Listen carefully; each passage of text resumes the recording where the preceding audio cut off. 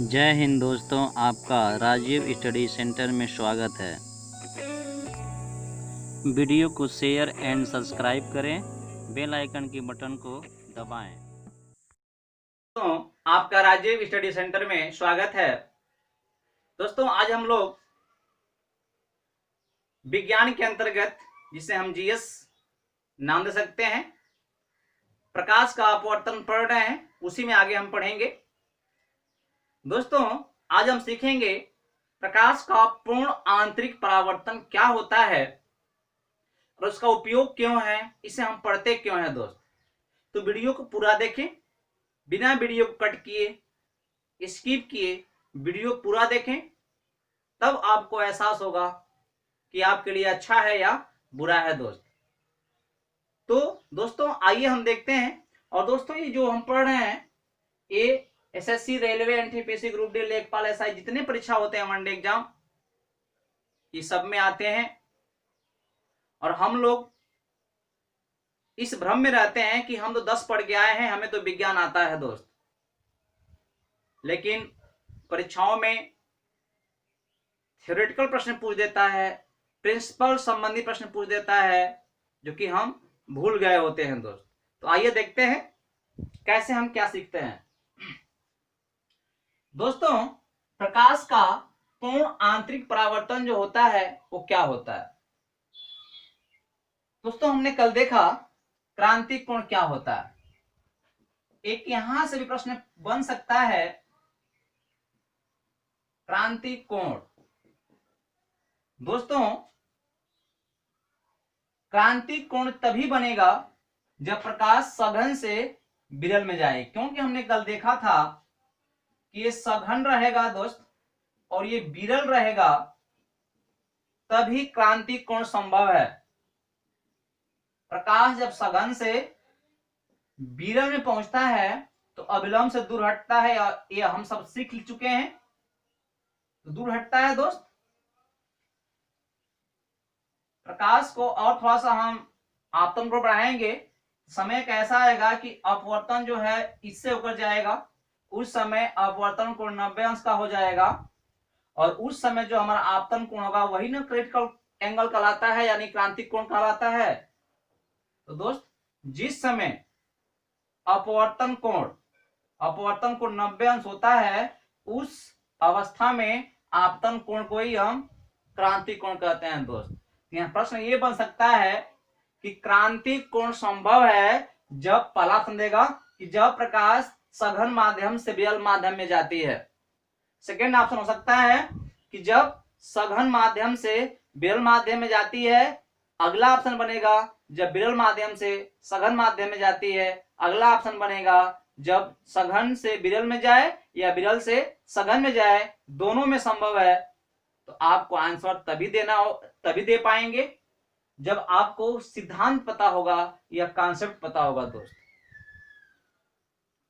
तो ये बात ध्यान दीजिएगा। आंसर आप समझ गए होंगे।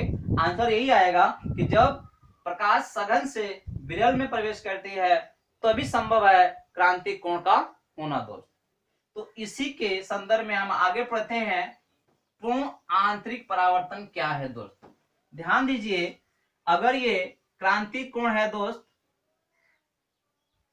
ये क्रांतिक कोण है, तो ये सी होगा, और उस समय अपवर्तन कोण जो होगा दोस्त, इससे होकर के जाएगा। ये तो हमने कल देखा, अभी भी देखा, ये 90 अंश का होगा दोस्त आपतन कोण।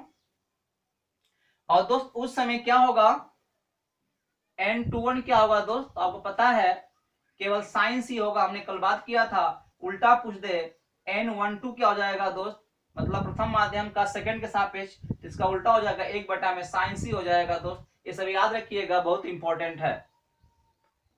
तो दोस्त, अगर आप पहला वीडियो देख रहे हैं तो ये सब जो मैं पढ़ा चुका हूं, जाकर हमारे प्लेलिस्ट में आप देख लीजिए। दोस्त, जो मैं पढ़ाता हूं वो क्रमवार पढ़ाता हूं, क्लास वाइज मैं थंबनेल पर नंबर लिखता हूं। तो इसलिए आप मेरे वीडियो को राजीव स्टडी सेंटर के नाम से सर्च करिए और वहां पे जाइए, तो जो हमारा फोटो दिखाई देगा एक रिंग में, सर्कल में, उसको आप क्लिक करेंगे तो यहाँ पे मोबाइल में ऊपर वीडियो का ऑप्शन आएगा, यहाँ पे प्ले लिस्ट आएगा दोस्त। तो आप जब प्ले लिस्ट को खोलेंगे तो हमारा सभी math, physics, reasoning, chemistry, English ये सब आ जाएगा। उसमें जो आपको पढ़ना है उसे आप क्लिक करेंगे तो उसके वीडियो खुल जाएंगे दोस्त। इसको क्लिक करेंगे उसके वीडियो खुलेंगे, या सभी क्रम से होंगे। तो आप क्रम से पढ़िए तो आपको एहसास होगा कि वीडियो आपके लिए अच्छा है या बुरा है। तो हम क्रम से पढ़ा रहे हैं जो आपको बहुत फायदा करेगा। तो इसको ध्यान देते हुए आप पूरा वीडियो देखा करें, क्रम से देखा करें, कोई दिक्कत नहीं होगी। आइए देखते हैं। तो ये क्रांति कोण का सिचुएशन है दोस्त। अगर इससे हम मतलब क्रांति कोण से थोड़ा सा और प्रकाश की किरण गणी आपतन कोण को बढ़ा दें, जो सी से बड़ा है, जो सी से बड़ा है दोस्त, तो क्या आप पाएंगे? आप देख रहे हैं कि जैसे हम अविलंब से दूर हटते जा रहे थे तो ये जो आपतन कोण था ये भी दूर हट रहा था, यहां से यहां गया, यहां से यहां गया एट लास्ट। अब थोड़ा भी यदि हम अपवर्तन कोण क्रांति कोण से बढ़ा आपतन कोण क्रांति कोण से अधिक बढ़ाते हैं तो यह प्रकाश इस माध्यम में नहीं जाएगी और दूर हट जाएगी और इस माध्यम में चली जाएगी। दोस्त आप मुझे बताएं दोस्त, यह जो कोण होगा आई, यह क्या होगी? ये सी से बड़ा होगा, क्रांति कोण से बड़ा होगा। और जब क्रांति कोण से बड़ा होगा दोस्त तो हमको ये बताइए कि जो प्रकाश की किरण है वह सघन माध्यम से आई थी और किस माध्यम में चली गई? उसी माध्यम में चली गई दोस्त, विरल में तो प्रवेश ही नहीं करी। तो ये वास्तव में कौन सा गुण शो कर रहा है आप बताएं? तो आपको परावर्तन हमने पढ़ाया था और बताया था कि यदि ये कलई कर दिया जाए किसी भी कांच को, प्रकाश आएगा उसी माध्यम में लौट जाएगा। इस क्रिया को नाम हमने क्या दिया था? इसे नाम दिया था परावर्तन दोस्त। इसका नाम दिया था परावर्तन अर्थात रिफ्लेक्शन ऑफ लाइट। तो दोस्त ये भी उसी माध्यम से आई, उसी माध्यम में चली गई, तो इसे भी अब क्या नाम देंगे? इसके प्रकृति के हिसाब से परावर्तन, इसीलिए इसका नाम क्या पड़ गया है? परावर्तन। वास्तव में तो अपवर्तन की क्रिया हो रही है, वास्तव में अपवर्तन की क्रिया हो रही है, लेकिन हम इसका नाम क्या देंगे? परावर्तन। कैसा परावर्तन? पूर्ण आंतरिक परावर्तन। पूर्ण क्यों कहा गया है मैं अभी समझाने का प्रयास कर रहा हूं। देखिए देखिए दोस्त, पूर्ण क्यों कहा जा रहा है आपको समझ में तो आ गया कि इस क्रिया का नाम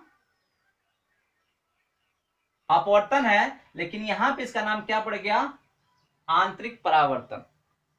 पूर्ण क्यों कह रहे हैं अभी समझा रहे हैं। पूर्ण का मतलब क्या है, क्यों ऐसा कहा जा रहा है?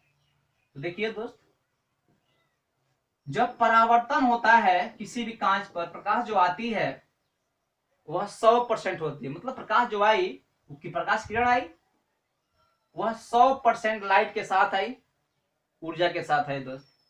टकराती है तो ये प्रैक्टिकली देखा गया है कि कुछ तो प्रकाश की ऊर्जा, प्रकाश की किरण इस रंगे हुए पेंट सतह इधर उधर बिखर जाती है और कुछ ही प्रकाश जो है इधर जाती है। मतलब अगर 100% प्रकाश की एनर्जी आती है दोस्त, लाइट आती है, ऊष्मा आती है प्रकाश की इसके माध्यम से, तो इधर केवल 70% के आसपास ही परावर्तित होती है दोस्त।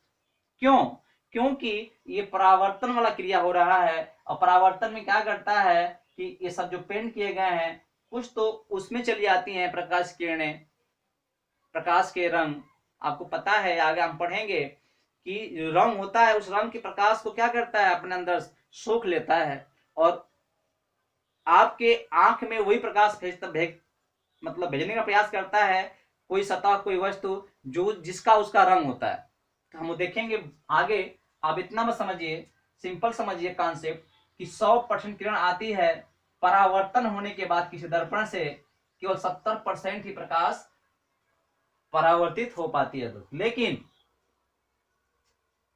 यहां जो प्रकाश आती है 100%, तो दोस्त इधर जाती है वो लगभग 99% के आसपास होती है दोस्त।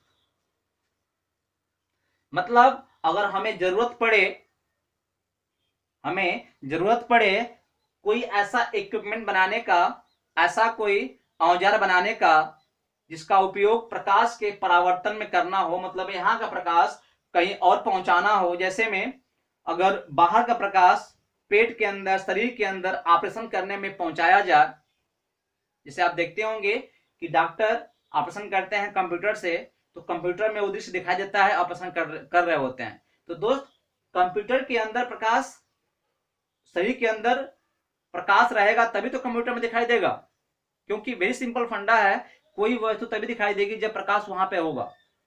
तो दोस्त, बाहर से प्रकाश अंदर भेजने के लिए जिस इक्विपमेंट का प्रयोग करते हैं, वह इक्विपमेंट किस पर बना होना चाहिए? प्रकाश के परावर्तन बना होना चाहिए कि प्रकाश के अपवर्तन के सिद्धांत से बना होना चाहिए? आप बताएंगे।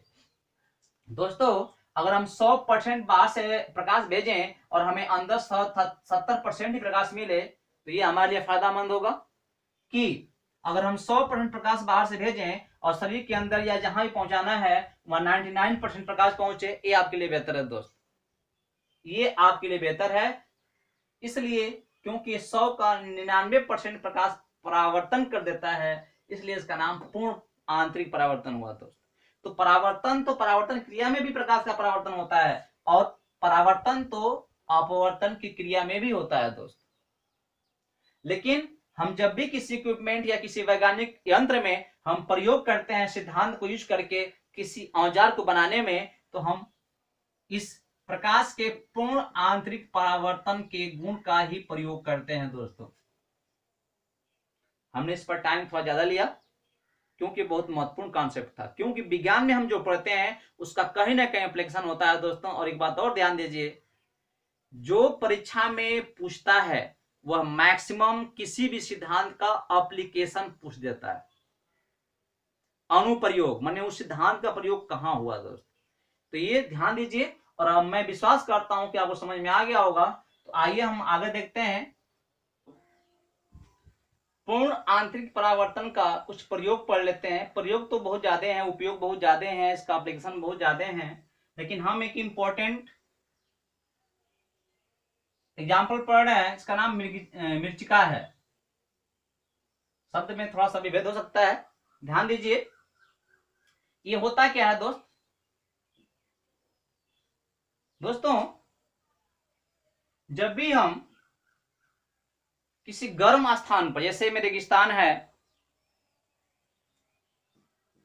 सहारा का, मरुस्थल का, जहां पर भी है, अगर बहुत तापमान वहां पे होता है, कारण क्या होता है कि बालू जो होता है वह बहुत अच्छा अवशोषक होता है उष्मा का, उष्मा को बहुत जल्दी सोखता है और उष्मा को बाहर निकालता भी है दोस्तों। मतलब कहने का यह है कि उष्मा का संचरण बहुत तेज बालू के अंदर होता है, खुरदुरा सतह की तरह होता है दोस्त।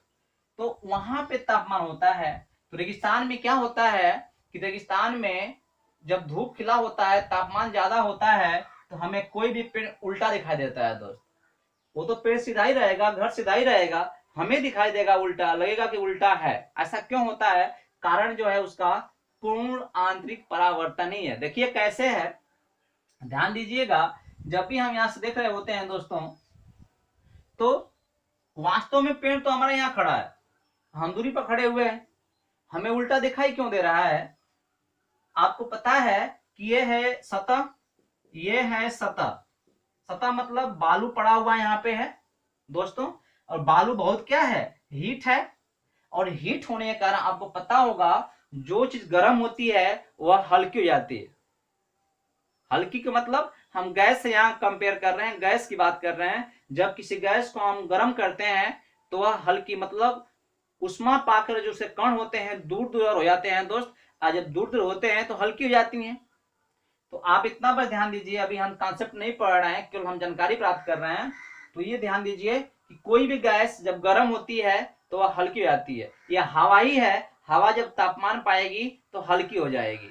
तो दोस्तों, ये सतह जो बालू वाला है ये काफी हीट होगा, तो इसकी जो पास की सतह होगी वह विरल हो जाएगा, और जो उसके ऊपर होगा, जैसे मान ये सेकेंड सतह है, ये फर्स्ट सतह है, ये सेकेंड सतह है, तो ये सतह जो है उसके तुलना में थोड़ा सा कम गर्म होगा। उसके तुलना में यह थोड़ा सा गर्म होगा।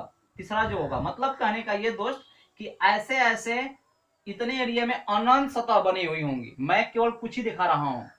तो ये जो सतह नीचे वाली होगी वह अधिक हल्की होगी, मतलब विरल होगी। उसके ऊपर वाला उससे थोड़ा सघन होगी, उसके ऊपर वाला उससे सघन होगी, उससे ऊपर उससे सघन। जो सबसे ऊपर होगा दोस्त वह सबसे सघन माध्यम होगा।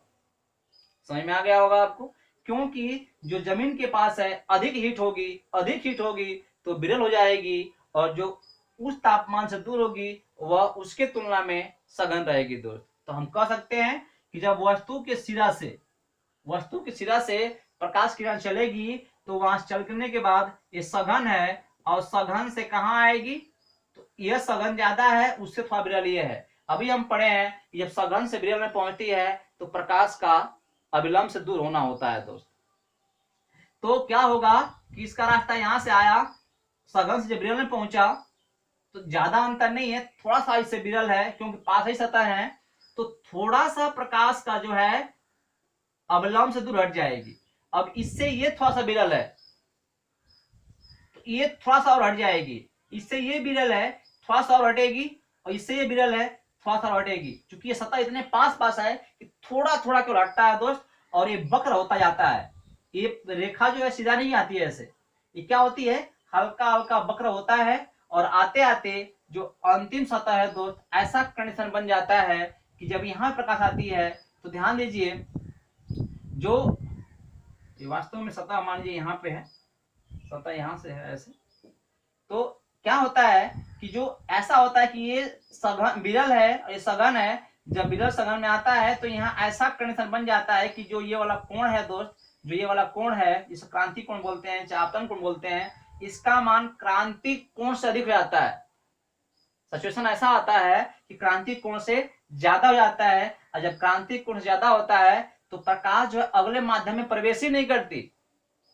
मतलब प्रकाश का इसी माध्यम में, इस माध्यम में, इसी माध्यम में क्या उसका हो गया, पूर्ण आंतरिक परावर्तन हो गया दोस्त, और हमारे आंख तक पहुंची, पूर्ण आंतरिक परावर्तन होकर के आंख तक पहुंची। लेकिन दोस्त हमारे आंख को भ्रम हो जाता है, क्योंकि हम देखते किसको हैं, जिस वस्तु से प्रकाश आती है, सीधा आती है, उसी को हम देखते हैं दोस्त। तो हमारी आंख को भ्रम होता है, क्योंकि यहां से प्रकाश हमारे आंख में पहुंचा है तो हमें ऐसा लगेगा कि प्रकाश कहां से आ रही है दोस्त, सिधाई से आ रही है। सिधाई मतलब यहां से आ रही है। अब ये बी बिंदु है, ये बी बिंदु डैश का हमारे आंख प्रतिबिंब बनेगा, और हमें भ्रम पैदा हो जाएगा कि प्रतिबिंब कहाँ है, वस्तु कहाँ है, नीचे है।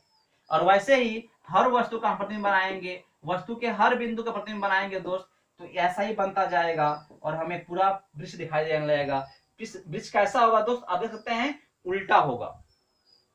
तो इसीलिए सीधा वृक्ष जो होता है हमें उल्टा दिखाई देता है दोस्त। हमने पूरा प्रयास किया कि आपको जो मृत्तिका होती है वह क्यों होती है समझाने का प्रयास किया। समझ में नहीं आया होगा कोई बात नहीं, आप वीडियो को पुश करके एक दो बार और समझने का प्रयास करें दोस्त, समझ में आ जाएगा। कॉन्सेप्ट समझिए, रटिए नहीं। तो फिर अगले वीडियो में हम मिलते हैं इसके आगे लेंस को लेकर दोस्त, क्योंकि लेंस में हम प्रकाश का अपवर्तन का गुण ही अप्लाई करते हैं और अन्य काम भी उसमें सीखते हैं। धन्यवाद।